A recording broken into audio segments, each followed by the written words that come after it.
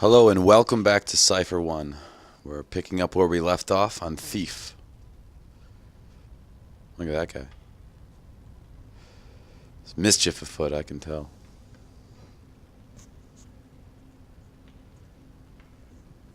I don't care if your mother's got the fucking gloom. She's not coming to live with us. It appears that Geralt has discovered the body. Oh, look, it's an old friend. Wonder how he got the limp. Not taking any blame for it. Take a general, sir.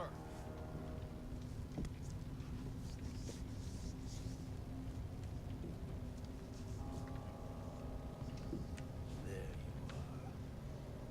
Hey, excuse me, sir.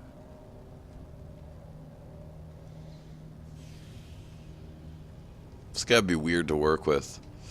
Yeah, my boss, Jerry's a fucking weirdo.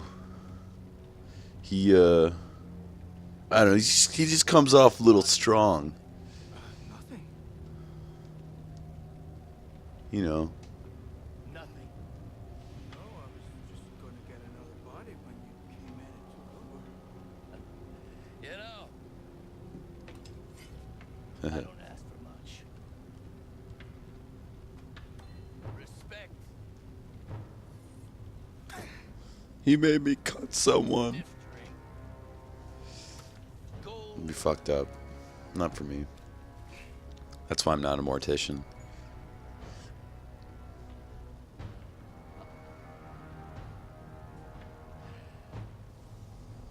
And for my men to do what they're fucking told. It's a little harsh. Put his body in the furnace. Check it for coin. No point in wasting a bull. Robbing the dead of their valuables and their dignity. A thief-taker general exceeds his own reputation. Time to steal that ring back. Oh ho ho. It is time, isn't it?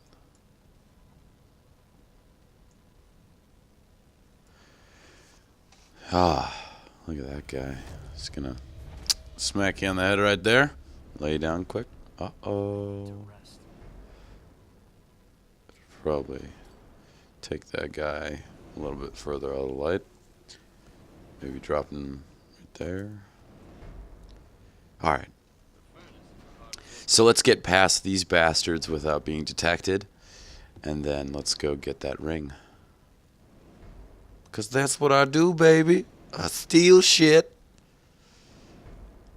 So, for those of you who watch my videos frequently, as I've mentioned in previous episodes, I'm part of a metal band. Well, last night I was playing in Chicago, and I got the privilege of being able to play on the same stage as Michael Angelo Badio, or Badio. I'm not sure how it's pronounced. But that guy is one of the greatest guitarists, as well as Chris Broderick from Nevermore. I don't know how many of you follow metal, but Chris Broderick is a really good guitarist. And for those of you who haven't heard Nevermore, actually, at all, look up The River Dragon Has Come. It's probably one of my favorite songs at the moment. And the lead guitarist is Jeff Loomis, I believe. Excellent music. Perhaps. It'll crack like any other. All right, while I do this safe, I'm going to do the fact of the day today. And that is going to be the history of Dave Grohl's music. Or the bands that he was in, rather.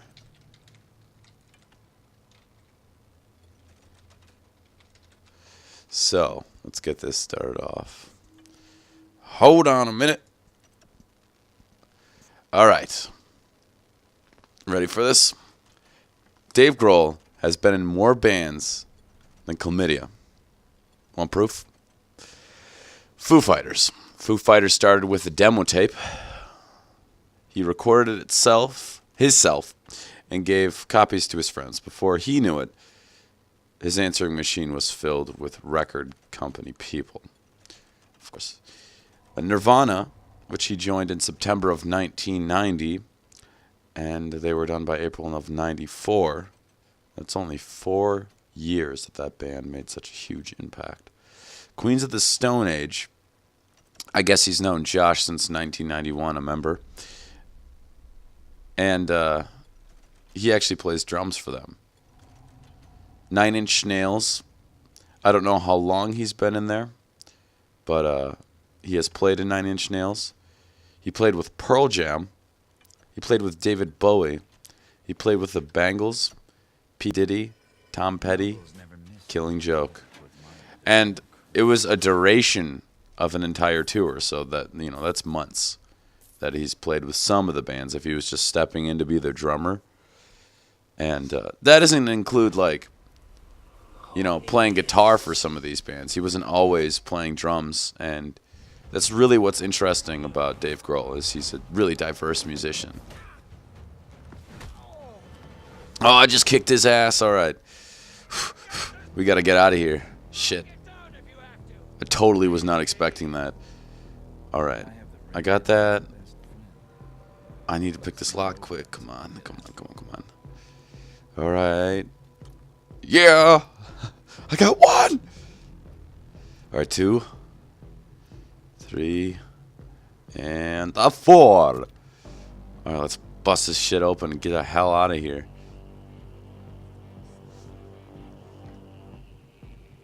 No bueno.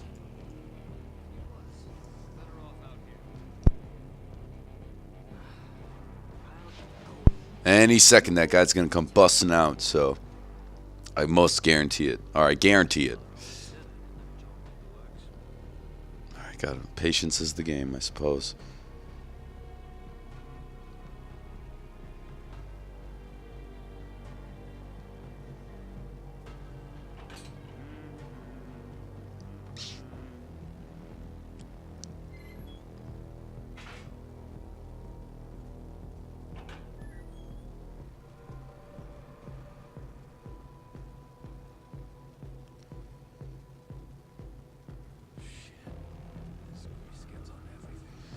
I was going to take him out for a second. I don't know if you guys noticed, but there's a guy standing to his left, right by that door. Check it out. I'll show you. See him? I didn't even notice him until I got way closer. That's why it's good to always look before you leap in this game. And if I would have taken him out, it would have alerted the other guards. So, it's a good thing. Good thing.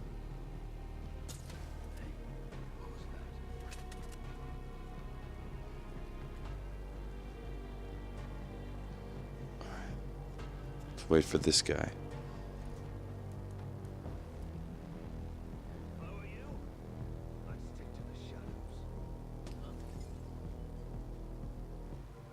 We need to distract them all. Alright, plan worked. Let's get out of here.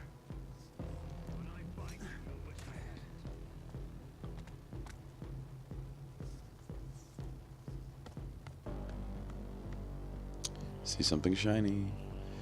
It's a poppy flower. The thick accent, like, I think accent, like, amount of underlays of drug references in video games is starting to disturb me. For those of you who aren't familiar with the poppy flower, or the poppy seed rather, they extract opium from it, which can then be broken down into heroin. Why the fuck is this in a video game? Given the game, what is the game? Rated mature? But, you know, that's not the point. Like, shit. I know a lot of kids who play shit like, I remember I was in Kmart or Walmart or some fucking big ass corporation sons of bitches store, and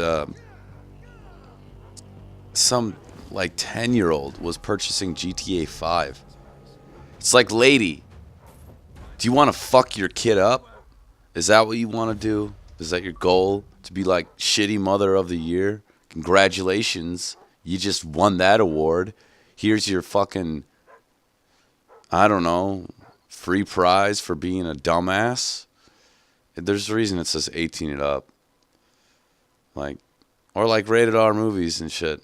It's just like fucking these little kids up and they're becoming little shits. You know? Like, you go on Xbox Live and you'll hear anyone who's over the age of 16 will agree with this. Or even 18, rather. 16-year-olds who are a little young, new to the world. And I'm only 22. So, shit. These kids are like swearing at me and calling me names. It's like, what do you have to be angry about, kid? You're playing video games and you don't work. Shit. Screaming like it's the end of the fucking world that someone killed you in COD. We got a bunch of meatheads in our culture. I'm not saying that people who play COD are necessarily meatheads, but I'm just saying we got a lot of fucking stupid people around here. Oh, America, Z-Kale. That's all I have to say. Thief! Went on a little rant there. Sorry about that. This game's boring as shit, though. No joke.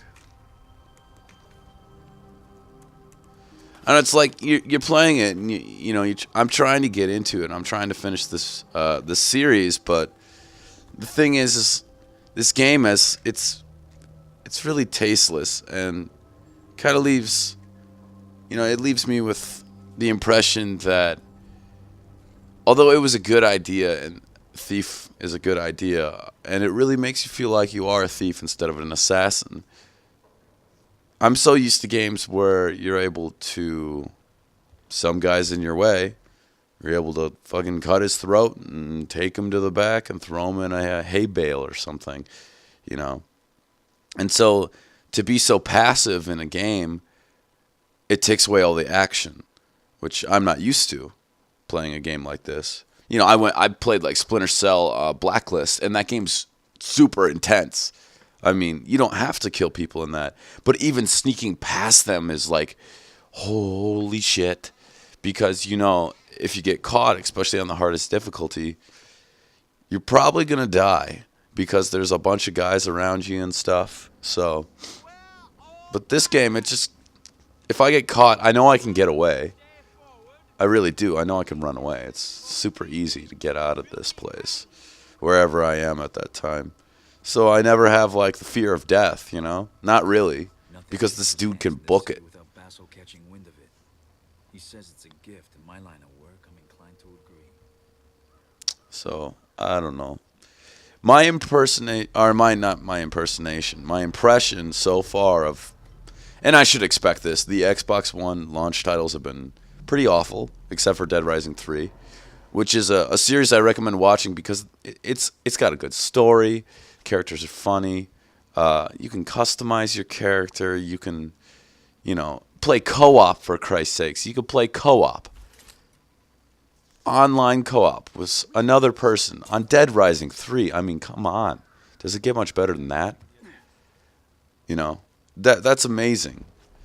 But honestly, Battlefield 4 is total garbage. Call of Duty Ghosts, I do not like the multiplayer. One part being, I'm not the greatest at it, but that's because I'm used to games like Battlefield, where it actually takes, I wouldn't say it doesn't take skill to play Ghosts or any other Call of Duty game, because that's insulting. It does take skill. I mean, there's some players who are just, they're so awesome at that game, and, it's awesome to see someone succeed like they do. But in Battlefield, it's more realistic, I should say.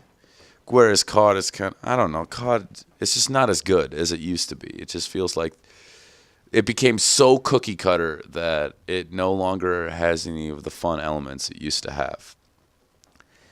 But to conclude this thought, the only good launch title I played, or even game I played on the Xbox One so far, besides Titanfall, is Dead Rising 3.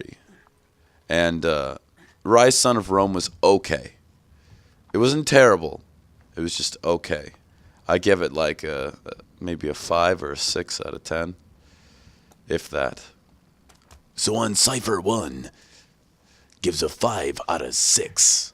Just kidding. 6 out of fuck. Yeah, I'm telling you, 6 out of 10 for Rise, Son of Rome.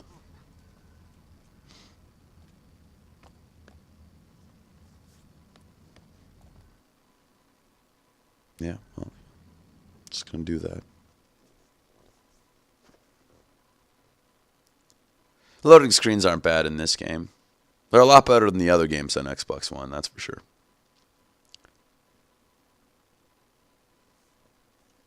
Home!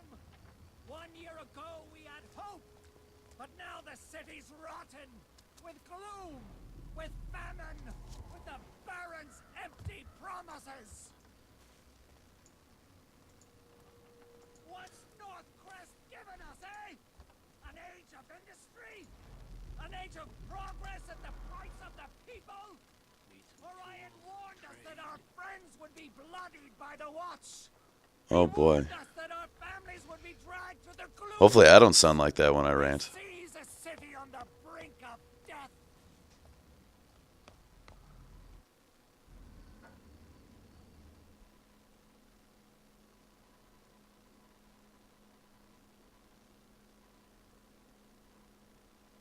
Oh.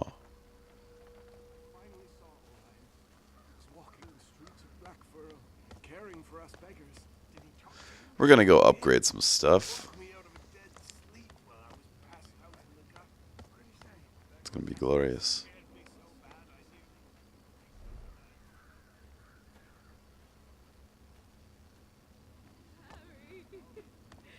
nearly... Man. It'd be difficult to live during this time. Especially considering, like, you know, the famine, the disease. I mean, all that stuff is kind of glossed over now, and I don't know how to really finish the explanation, but essentially, you know, there's like a curtain over people's eyes now, so it's not as intense, but I feel like the medieval times would probably be the shittiest times. Fuck that. Not for me. So, we just got a focus upgrade. And you get those from purchasing them from this old lady right here. For those of you who, I don't know, maybe missed that part of the game or didn't catch her saying it. So anytime you have some extra gold, you feel like getting an upgrade, it will cost a little bit more every time, but it is definitely worth it. So those of you who are having difficulty with what to choose, I recommend starting with stealth, maybe sense, speed. Those are 3 good things to start with.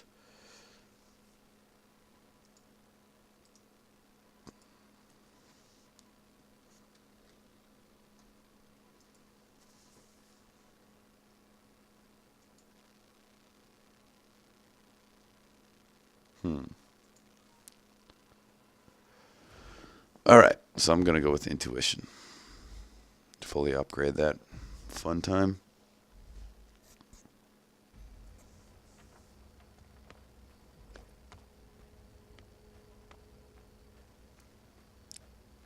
Alright, let's see. Now we're going to have to return to the other area. And magic will happen. Magic!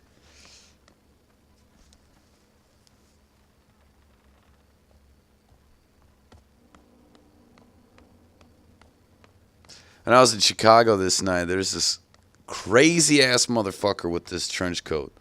All right, so I get off stage. You know, I'm all tired because we just fucking played our balls off during that show. And this guy talks to me for a solid, like, oh man, I don't know, it's at least like 25 minutes straight. There's like all these chicks around. I'm like, oh, dude, this. I mean, the dude had like this trench coat on. He was super creepy.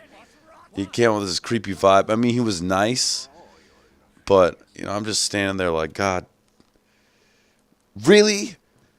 Fucking, I thought he was gonna flash me at some point. I was like, this dude's gonna flash me. He was that kind of creepy. I was like, or I could be talking to all these girls around here, you know, socializing with these people, and then later in the night, he proceeds to walk up to me, and in the most creepy way possible, he says, "Can I get you a beer?"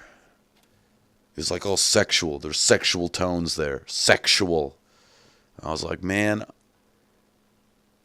I'm good. You know, I'm good. Told him, I was like, I don't drink beer. I don't really drink beer, but I told him that. It was weird. So just remember, you get caught in a conversation with the dude in a trench coat who you suspect might flash you at one point.